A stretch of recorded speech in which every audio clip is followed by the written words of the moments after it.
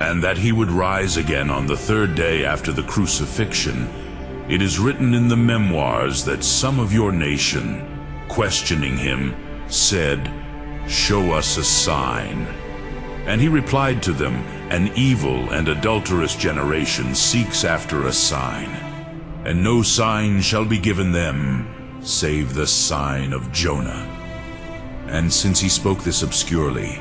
it was to be understood by the audience that after his crucifixion he should rise again on the third day. And he showed that your generation was more wicked and more adulterous than the city of Nineveh.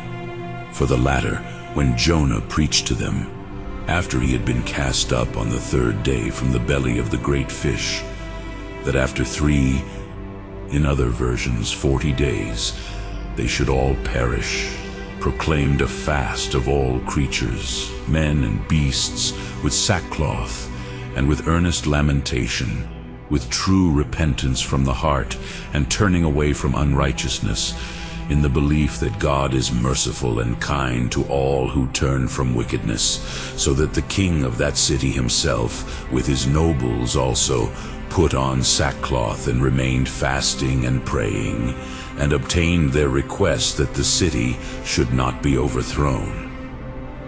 But when Jonah was grieved that on the 40th third day, as he proclaimed, the city was not overthrown by the dispensation of a gourd springing up from the earth for him, under which he sat and was shaded from the heat. Now the gourd had sprung up suddenly, and Jonah had neither planted nor watered it,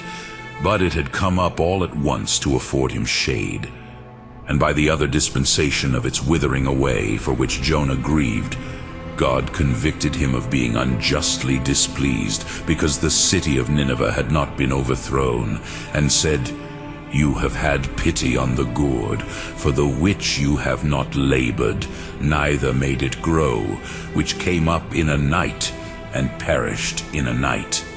And shall I not spare Nineveh, the great city, wherein dwell more than 60,000 persons, that cannot discern between their right hand and their left hand, and also much cattle,